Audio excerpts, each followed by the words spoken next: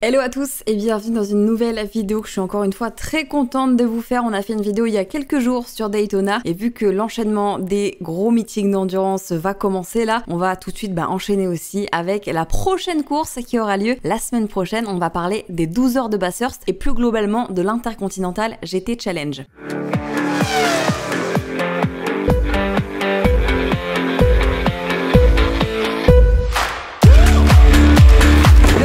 Week-end de février 2023, l'Intercontinental GT Challenge débute son championnat avec sa première manche, les 12 heures de Bathurst. Alors dans cette vidéo, je vais vous expliquer ce que c'est l'Intercontinental GT Challenge, ce que c'est les 12 heures de Bathurst et vous expliquer un petit peu comment va se dérouler la course du week-end prochain. Je voulais aussi vous remercier pour le retour que vous avez fait à la vidéo sur Daytona. Alors j'ai fait des petites erreurs dedans mais c'était prévu, je m'en doutais un petit peu. Mais en tout cas, je voulais vous remercier pour votre bienveillance, c'était super agréable de lire les commentaires et même sur les petites erreurs que j'ai fait, vous m'avez pas jeté la pierre, vous m'avez expliqué les choses. Très bien expliqué les choses même, donc je suis trop contente et merci beaucoup à vous. Alors, l'Intercontinental GT Challenge, je vous en ai peut-être parlé un petit peu dans la vidéo sur le GT World, c'est normal, ça vient du même promoteur SRO. SRO, vous vous rappelez, c'est Stéphane Rattel Organisation et c'est un promoteur de sport auto du GT. L'Intercontinental, c'est un et unique championnat qui regroupe tous les continents comme son nom l'indique. C'est un championnat qui est un petit peu, pas supérieur, mais en gros, il est un peu quand même au-dessus du GT World sans être forcément plus coté ou plus connu. Ça dépend un petit peu des courses. En gros, dans l'Intercontinental, il y a des courses super connues, comme par exemple les 24 heures de Spa. Il y en a aussi des beaucoup moins, comme par exemple les 8 heures d'Indianapolis ou même les 9 heures de Kyalami. Alors si vous connaissez ces courses, c'est que vous êtes, je pense, assez calé en sport auto quand même. Mais pour un fan de sport auto basique, les 24 heures de Spa, ça va peut-être parler, mais alors les 8 heures d'Indianapolis, beaucoup moins. Donc au-dessus du GT World, on a l'Intercontinental. L'Intercontinental, c'est donc un championnat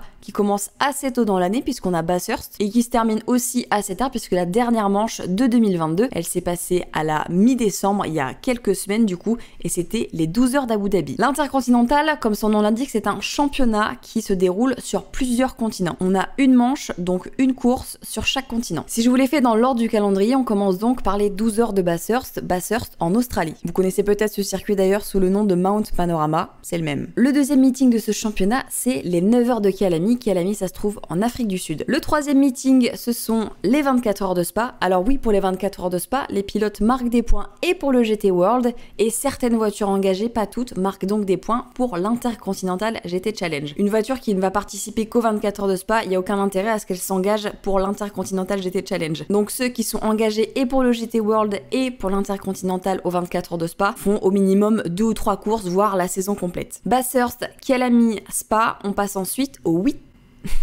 Je l'ai dit en belge. On passe ensuite aux 8 heures d'Indianapolis, qui se déroule donc aux États-Unis. La dernière manche de l'Intercontinental GT Challenge, c'est les 12 heures d'Abu Dhabi.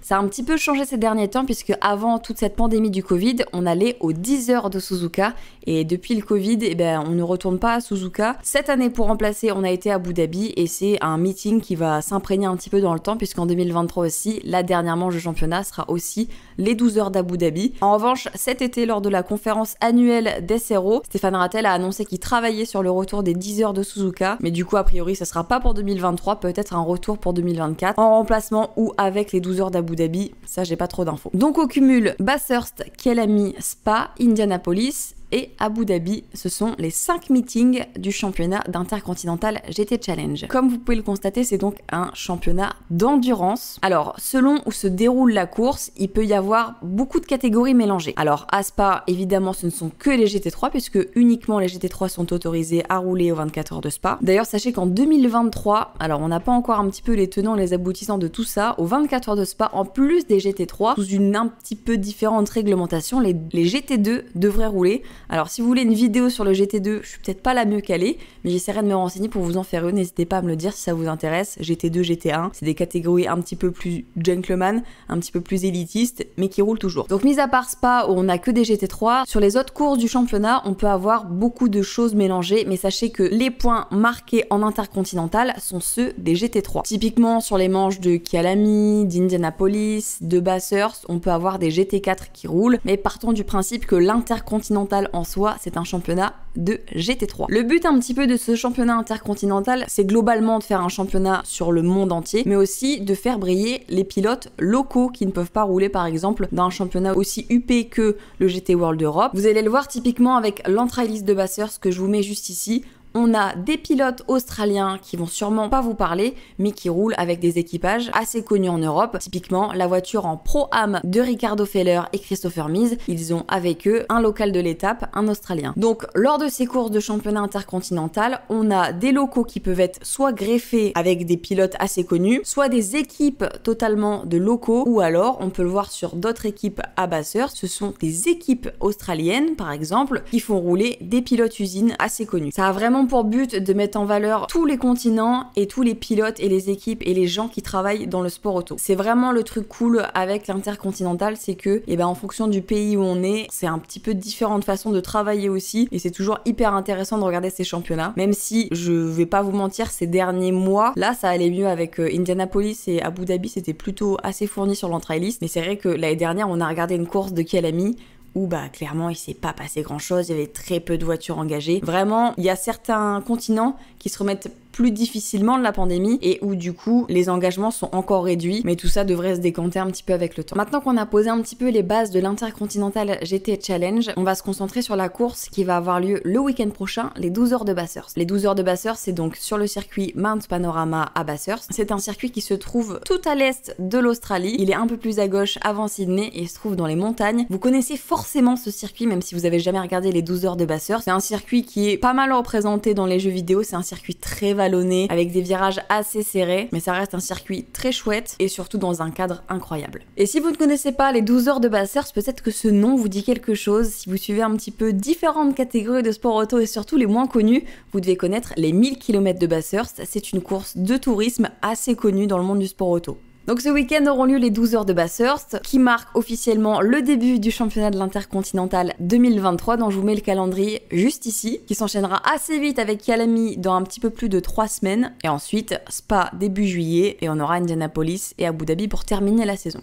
Ce qui va être cool cette année à Bathurst, c'est que c'est un petit peu le renouveau. On est passé par 2 années assez difficiles avec la pandémie, et là ça y est, on sent que vraiment c'est reparti à Bathurst. L'année dernière, la course était assez cool sans être non plus trop animée, mais ce qui manquait surtout c'était des engagés. Il n'y avait pas de grosse équipe, et ce qui était dû aussi au fait que, avec tout ça, toute la pandémie, etc., le meeting de Bathurst avait dû être décalé de sa date initiale et s'est retrouvé en même temps qu'un des gros meetings du championnat GT World, c'était la course sprint de Manicourt. Les pilotes ne pouvaient pas faire les deux, soit ils étaient à Bathurst et ils jouaient une vraie place dans l'Intercontinental. Cette année, les 12 heures de Bathurst ne rentrent en conflit avec aucun autre meeting SRO, ni à ma connaissance avec aucun autre gros meeting de sport auto comprenant DGT. Et ça se voit plutôt sur la liste des engagements. La petite nouveauté aussi cette année et qui redonne du souffle aux 12 heures de Bathurst, c'est le retour de la catégorie pro qui avait disparu ces dernières années. La catégorie pro, elle permet aux usines et surtout aux grosses marques d'engager des équipes professionnelles. Et cette année, donc, les équipages pro sont de retour et ça se voit clairement sur l'entrailiste. Cette année sont engagés sur l'entrailiste 26 voitures pour 84 pilotes. Alors non, c'est pas forcément énorme pour une course comme les 12 heures de Bathurst, mais face aux précédentes années, c'est déjà un step-up.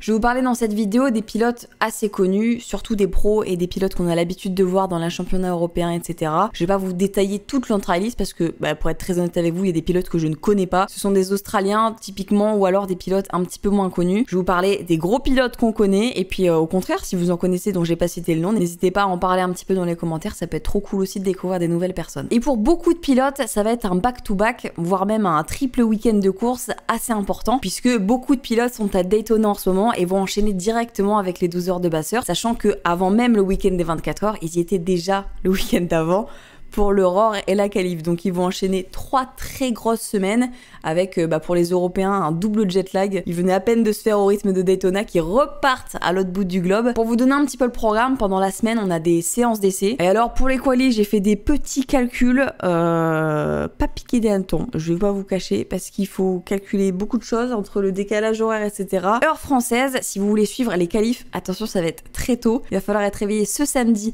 à 2h45 pour la Q1 et à 3h55 pour la Q2. C'est pour les très motivés. La Super Pole, ce sera à partir de 6h du matin, heure française évidemment. Et si vous vous réveillez tôt pour les qualifs, n'hésitez pas à redormir un petit peu, puisque ensuite la course, elle va démarrer chez nous le soir à partir de 19h45, car c'est un petit peu la tradition. La course commence de nuit à Bathurst, donc elle commence à 5h45 heure locale. Chez nous, ce sera donc le soir. Et ensuite, on part pour une course de 12 heures dans la montagne. Au niveau des gros constructeurs, équipes et pilotes présents, on a évidemment WRT qui fait son retour après son très gros week-end aux 24 heures de Dubaï où ils ont placé leurs 2 voitures dans le top 3 pour leur première course avec BMW. Ils se sont engagés sur l'entièreté du championnat intercontinental en 2023. Dans la première, on aura Dries Vanthoor évidemment, Charles Weerts, un duo que vous connaissez super bien si vous suivez le GT. Et si vous les connaissez en endurance, vous savez qu'ils ont l'habitude de rouler avec Kelvin van der Linde. Kelvin n'étant pas pilote usine BM, il laissera donc la place à son petit frère Sheldon qui lui est pilote usine BMW et qui rejoint le duo belge. Un belge, on en retrouvera un sur l'autre voiture WRT avec Valentino Rossi évidemment et un pilote BM que vous devez connaître aussi, Augusto Farfus. Audi engage une belle équipe aussi avec Mattia Drudi, Patrick Niederhauser et Christopher Hase. On passe après avec Mercedes qui évidemment engage son trio de choc. Ils ont gagné l'année dernière avec notamment le pilote Conrad qui ne fera pas partie de l'équipage cette année, Jules Gounon, Lucas Stolz et Kenya Bull. Et Kenya Bull, vous le savez, c'est Sun Energy One. Ils étaient donc gagnants l'année dernière et Jules Gounon arrive cette année à Bathurst avec l'espoir de faire 1x3 sur cette grosse course. Kraft Bamboo engagera Danny Juncadella, tenant en titre de l'Intercontinental GT Challenge, Nicky Katzberg et à l'heure où je vous parle, Lucas Sauer devait rouler avec eux. Il s'est malheureusement crashé avec sa Winward en free practice à Daytona il y a quelques heures. Il est donc forfait et pour Daytona et pour Bathurst. Je vous écrirai l'info si je l'ai d'ici là, mais Lucas Sauer c'est sûr, il ne participera pas à Bathurst malheureusement. Et l'info est sortie entre temps, c'est bien Philippe Ellis qui remplacera Lucas Sauer à Bathurst comme il l'a fait à Daytona. Du côté de chez Groupe M, on engage Maro Engel, Raffaele Marciello et Michael Grenier. Je suis tellement contente de la voir à Bathurst, cette voiture va forcément vous rappeler des souvenirs. La Grello, très connue pour rouler au Nurb, mais pas que. La Grello de Monte sera présente à Bathurst ce week-end avec à son bord un Français, Mathieu Jaminet, Matt Campbell, Thomas Prenning. Audi engage également 3 autres de 6 pilotes pro. Christopher Mies et Ricardo Feller rouleront avec un Australien et on retrouvera aussi également Fred Vervisch sur le line-up. Eux aussi ils sont assez connus et ils seront présents à Bathurst. Kevin C et Jonathan Huy ainsi que Maximilian Götz. Bon, j'ai fait un petit peu le tour des noms connus, mais comme vous le voyez, il y a du très très lourd. Mercedes engage beaucoup de pilotes, mais Mercedes a le vent en poupe en ce moment, donc je pense qu'ils en profitent et ils ont bien raison. Mais en tout cas, il y a des très beaux noms et a priori, ce seront des équipes qui vont se battre sur tout le championnat d'Intercontinental. La petite note positive pour terminer, je vais vous expliquer comment regarder ces 12 heures de Bathurst. Sachez que tout ce qui est meeting SRO, que ce soit l'Intercontinental, le GT World, peu importe le continent, le GT4 France, le GT4 European Series, tout ça c'est à suivre sur la chaîne YouTube du GT World. Vous tapez ça tout simplement et vous aurez les qualifications et la course. Pour ce qui est des commentaires, ils sont en anglais sur les meetings de l'Intercontinental. Quand c'est le GT World, on a des déclinaisons français, italien et allemand. Là, sur Bathurst, ce sera uniquement en anglais. Donc c'est à retrouver gratuitement sur la chaîne du GT World. Et sachez que je serai également en live sur Twitch pour suivre cette course avec vous. Une course qu'on va suivre de nuit, heure française du coup. Je pense avoir fait le tour de la catégorie Intercontinental GT Challenge. J'espère que j'ai rien oublié. Si vous avez des questions, n'hésitez pas à me le dire en commentaire. Et puis encore une fois, comme pour Daytona. N'hésitez pas s'il y a des petites erreurs, des petits couacs, des petits trucs que vous comprenez pas, à me le dire en commentaire aussi. Je lis toujours tous les commentaires, mais évidemment toujours dans la bienveillance, s'il vous plaît, que ce soit avec moi et même entre vous aussi. N'hésitez pas à mettre un pouce bleu et à vous abonner si c'est pas encore fait. Je vous dis à très vite pour une nouvelle vidéo. Ciao ciao, bisous.